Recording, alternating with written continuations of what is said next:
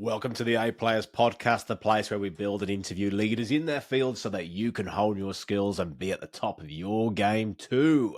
So today is a quick fire round, ladies and gentlemen. It is the ultimate guide to financial freedom. So I have quite a few questions here that have come from listeners from YouTube and Spotify and Apple Podcasts, wherever you may be listening to, that I've put together around how you increase your chances of financial freedom. So yes, I'm your host, Lewis Haydon, and I work with very high income earners in going that next level on their income journey and making a bigger impact in the world. I'm on a mission to give everyone the opportunity to step into wealth by giving you the skills, tools, and actionable steps to go that next level. So let's get stuck into this then.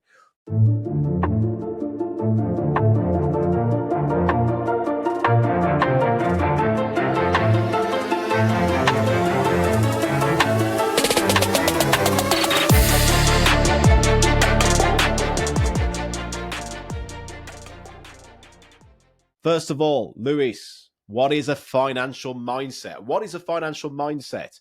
Okay, so for me, I can only give my opinion on this, and my opinion is who I am. Your opinion may be different around it, but what I do know is that when I work with very high income earners, this has worked in increasing their income and personal wealth as well. So for me, a financial mindset is understanding that things aren't just about emotion, it's about transactions as well. So transactions in everything that you do. So transactions in, let's say, it could be the people that you work with, where you spend your time. Okay. So what I mean by that is if you're working in a 9 to 5 job, a lot of people will just sit around and go, hey, I get paid this much an hour or this much money per year.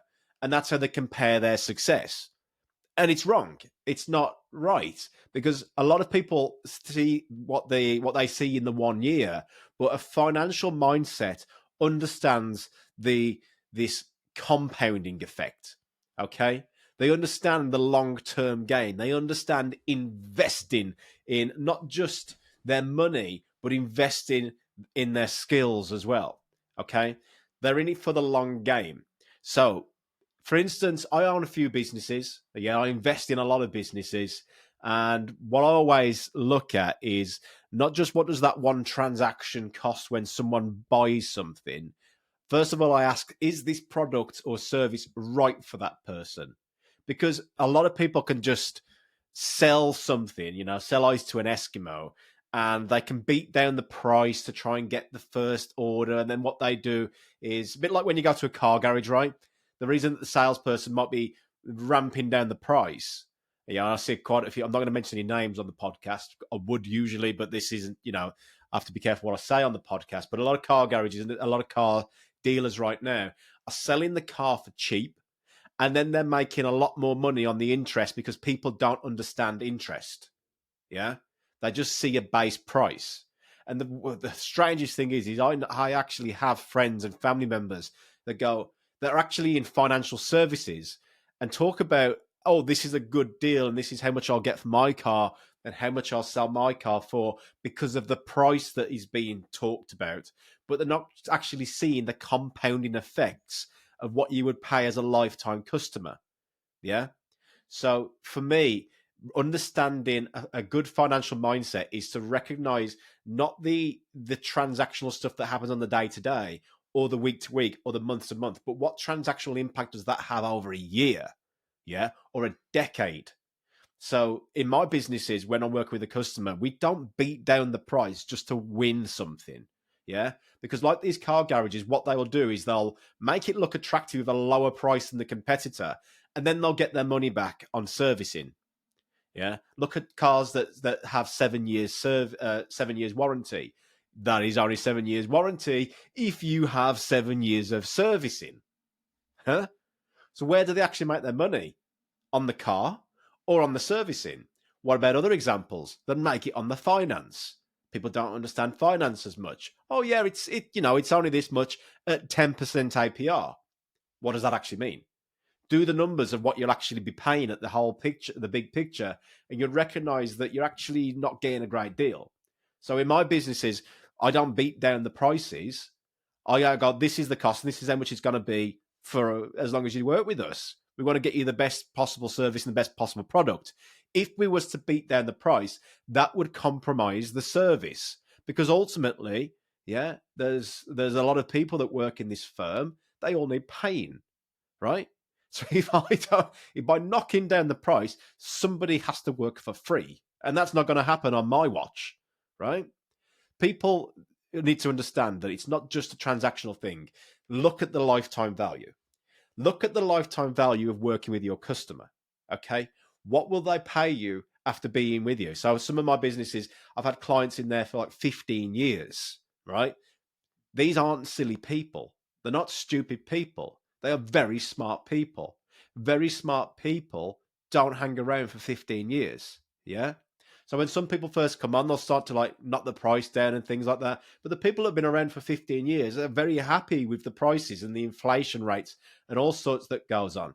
Okay. So think about the lifetime value. If you can get somebody that becomes an advocate of what you do, then they will pay you more. So why would you try and just get them on for a one-time transaction?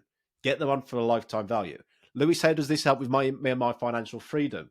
Well, look, what are you doing to actually think about the long game in your financial freedom? Okay. Your financial mindset. Is it for short-term 1-year gain? Are you thinking that you're going to put a lot of money into crypto and take it out in a year or two? Yeah. Are you in it for the investment strategy?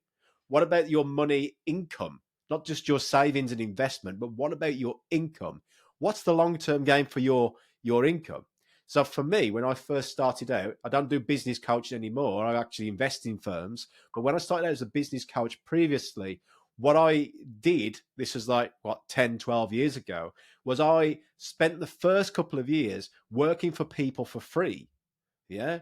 I went through Australia, where a lot of people would go and live in Australia to enjoy the beaches and the party life. I was reading fucking books. I was meeting up with interesting people. I was going to them. How do I come and work for you for free so I can learn from you? Why did I do that? Because my financial mindset was in it for the long game, not the short game. Yeah. So what are you doing right now? What's your financial mindset game? Number 2, Lewis, how do I create a roadmap for financial freedom? Look, we talk about this quite a lot. And if you want to go into more detail in all this, I have a members club called the 100K Club. Just click in the show notes and it'll tell you how to get access to this, where I'll dive into this in more detail and also I also interview and really, really knuckle down, give the guests a hard time on how they increase their income to beyond 100K. So how do you create a roadmap for financial freedom? Well, first of all, you got to understand what financial freedom means to you. Okay. What does it mean to you? What is your number? For you to achieve financial freedom is subjective. Okay. My version of financial freedom could be to make 10 million a year. Yeah. Profit, by the way, not revenue, profit. Yeah. Your version of financial freedom could be to make 100 million a year into your bank, or it could be 100 grand a year, 100K. But if it is, join the 100K club. Okay. So know your number first. We call this the direction of travel. Yeah. Start with the end in mind. What is that number that you would need? Why is it that number? What sort of things would you do about it? Because look, if you're just chasing the number, there will always be a higher number. When is enough? How do you reward yourself? How do you know you've had a good year, a good week, a good month? Yeah. So understand what that number is for you. And then break it down backwards. Okay. Imagine a timeline that you've got now. Yeah. There's your number, 1 million a year. Break it back. How do you start doing 500K a year? How do you start doing 200K a year? How do you start doing 100, 70, 60, 50? You see, it all starts off like this. Think about it like this. How do you plant the seeds from today that will have an impact over the next 10 years? Okay. Lewis, 10 years is too long. Okay. Well, that's part of the fucking problem, isn't it? Yeah.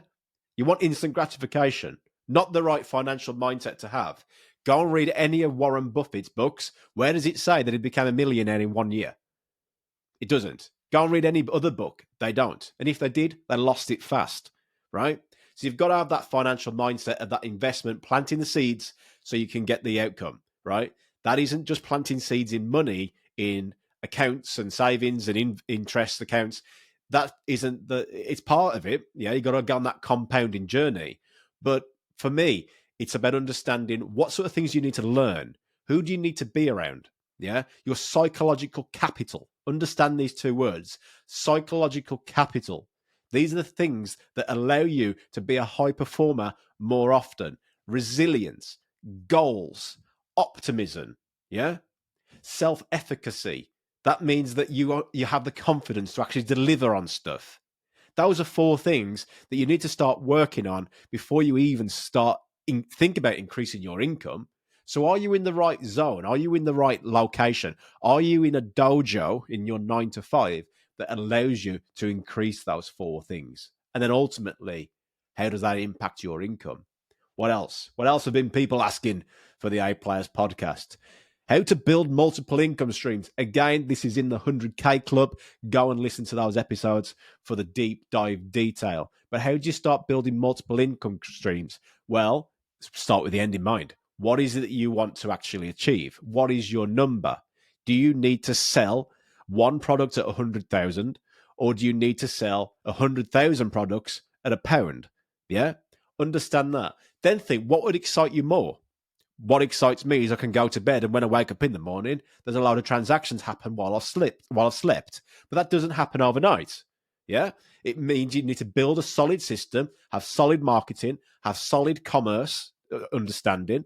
Okay, or you can then think the other end of the spectrum is, right, I've got the skills already. How do I just go and sell my services? Again, you're going to need a strong personal brand. You're going to need also, okay, it starts to build out. And any of those topics, by the way, just go back and listen to the A Player episodes because they're all covered in those episodes. And also subscribe and follow, because if they're not covered, they will be covered in the future. Okay, so how do you start to build multiple income streams? Ultimately, you need to know your numbers. Yeah, you need to know your outcome goal. What are your numbers, and how can you start to contribute those multiple incomes to actually make a reason of why you want it? Because it's a roller coaster. It's going to be easy some days and hard some days. So if you don't actually want the outcome, chasing 100K, chasing 1 million isn't good enough. You got to understand why you actually want to do it. Then the multiple incomes can start. How do you actually start the seeds for it? So what's your personal branding like? Do people actually know that you're doing this stuff? How are you getting out there to the market and doing this as a personal brand? Okay. How are you letting your boss know that you want to increase your income? How can you actually demonstrate that to anybody if you don't know personally? This is why having your own plan is key, because you can't sell somebody else and increase your income if you can't sell yourself. You've got to have your own understanding first. You've got to have your own plan. You've got to be solid with that. Okay. And of course, yeah, it all starts like this, doesn't it? You can go and start your own limited company. You can start, selling stuff through eBay. What else? Shopify, Etsy. You got to start somewhere. So the next bit of advice is just go before you know. Yeah. Don't overthink it. Don't procrastinate around stuff. Just go before you know. What does that mean? You're not going to have all the answers, and no fucker has, right? Not everybody has all the answers. The people that actually become successful, the people that just go out there and start doing something, yeah? And the first thing to do something without having any sort of business knowledge, and you can learn all this stuff through the A Players podcast, and I am in touch with a lot of other business coaches. As your business expands, I can put you in touch with the right network of people to start helping you do that. But you're not there yet, yeah? Or you may be, or maybe not be. It doesn't matter. The same foundations apply throughout, okay? Having that right mindset. So get started. There's nothing stopping you from doing it. Just start putting some stuff on social media. Hey, guys, I'm thinking about doing this. Ask friends and family. Look, the list here goes deep. We do other episodes on this, so make sure you follow and subscribe and watch the other episodes. Thank you for listening to the podcast so far. A quick reminder that the A Players podcast and community remains free. The reason we do these podcasts is because I believe that a great question to ask is, what advice would you give your younger self? For me, I wish I had a guide that showed me the exact steps to reach 100k a year in any job, and how much my life would be accelerated if I'd cut through that noise and just focused on those steps. We do not run ads or endorse sponsors because it is our mission to give back and share with you, the listener, knowledge gained from working with highly successful individuals and extensive research in management science, so that everyone has access to tools that can accelerate their income and give them the opportunity to step into wealth. In line with allowing us to achieve that mission, we ask that you think about, how did you end up on this podcast today? Maybe it was through finding it on YouTube or Spotify or word of mouth. So please help feed forward by subscribing to the podcast, and also share this podcast with another leader like you that you feel this podcast could really help out in helping them increase their personal income too. Let's get back to the show. Next question, number 4. How do I manage my money? What do you mean, how do you manage your money? Okay, I get asked this a lot. How do I manage my money? Well, the first thing is that how often do people actually write down? Do they have like a dashboard? Yeah, you got a dashboard for your car. How do you manage your car? If a warning light comes on, you start to look at it and go, oh, look, there's a warning light on. I better take it into the garage. Yeah, where's your warning lights of your financial success? So it doesn't take any software to do this. The best software is a piece of paper or an Excel sheet. Yeah, what is your income? What is your the money going out? So input, output, and what's the outcome at the end? Okay, that's a P&L sheet, profit and loss. What are you making? What are you spending? What are you left over with? And then as you get multiple streams of income, you just put different lines on that Excel sheet for every income that you're generating. Yeah. And as you start to scale up, those incomes will need investments. For instance, you might need to buy some software, or you may need to do some stuff with a consultant or a coach, or you may need to employ somebody new. Yeah, these are all expenses. You may need some property. You may need to rent somewhere. You see what I mean? So you need to outweigh what you need, right, to get the outcome. But remember, the goal is to turn a profit and to make money into your not just personal bank account, but your household bank account. Okay? Next, how do you manage debt? Well, look, why are you in debt in the first place? Are you borrowing money for luxury items, or are you borrowing money for leverage and to scale? Okay. So if you needed to borrow money to spend on, £10,000 worth of stock that is going to make you £100,000, that would be a good financial mindset to have for financial freedom. If you're borrowing money, £100,000 for a £100,000 car, which is going to cost you £3,000, £2,000, £3,000 a month, yeah, they're not so good financial mindset, because people are thinking again of the short term rather than the long term. Yeah, those companies will make money off you. So how do you borrow money to make money? And then again, get your Excel sheet and start to put it on there and make sure that investment is paying off. Okay, so you've always got to test it and ensure that it's working right. If you're spending so much on Facebook ads or Google ads, what's the return on that investment? If you're spending more money on, let's say, a personal thing in your home, like a new car, for example, do you need the new car? Does it make you feel good? Does having that thing, even though it could be a debt, and by the way, I'm not saying don't borrow money for vehicles, by the way, or cars or houses, yeah? Because ask yourself this question: does it make you feel more successful in doing that? And from a psychology perspective, the more successful you feel, the more that you will go out there and make success happen. If you feel shit about yourself, that self-efficacy is going to drop. Now, be careful that you don't fall into delusion and denial here, because a lot of people as well go, oh, the reason I'm spending £2,000, £3,000 a month on a BMW or a Ferrari is because it makes me feel more successful, because Lewis on the A Players podcast said it. Yeah, look, you've got to earn it first, right? You've got to earn it first. Have you done your 5, 10, 15 years in earning it? Is it a good investment? Yeah. So when I bought a nice sports car, yeah, there's two great days. The day I bought it and the day I fucking sold it. Because it was sitting there costing me, what, £1,500 a month sitting on a driveway, and I wasn't using it other than racking up miles just driving up and down a motorway. There was no point. It didn't give me any sort of fulfillment anymore emotionally, and it logically, financially did not make sense anymore. Okay? Not to say I'm not going to buy sports cars again, but the way I'd buy sports car again is make them free. Yeah? Make them free. And first things first, I want my investments in businesses to be free. So my businesses need to be paying that off first.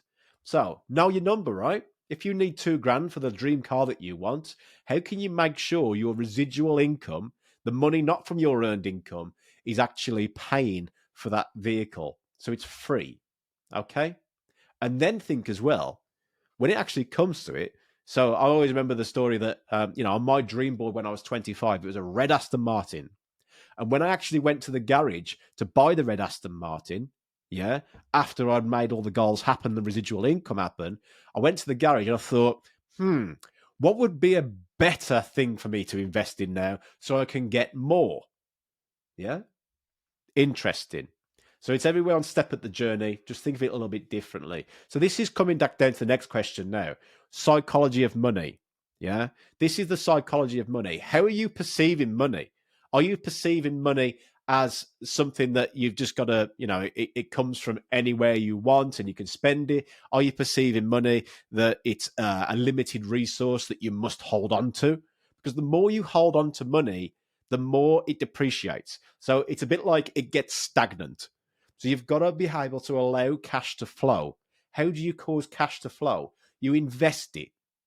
You don't just invest it. When I say invest it in crypto, invest it in the stock market, invest it in your own personal growth. Yeah. I spend around about £20,000 a month on learning from coaches and mentors. I pay people £20,000 a month. I've got a financial coach, I've got a business coach, I've got an executive coach, I've got a tax coach. All these things are what I need to know to get scalability in my life and business, right? So I want the best people around me. And by doing that as well, I can help all my investment companies learn from me then. So I become extremely valuable. Yeah.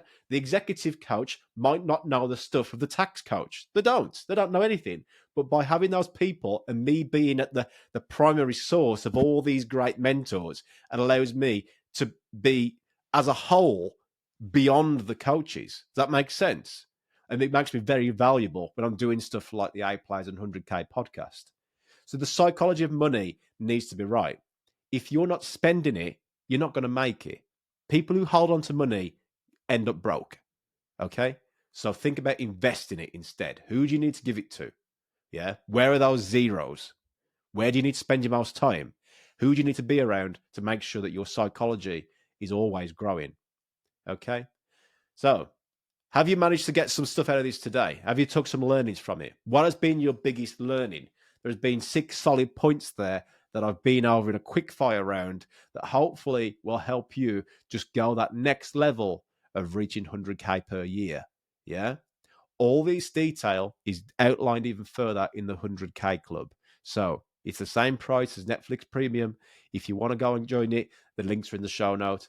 If not, make sure you listen to the Next Day Players podcast as we go into even more detail around the topics that we've discussed today. Until then, be great.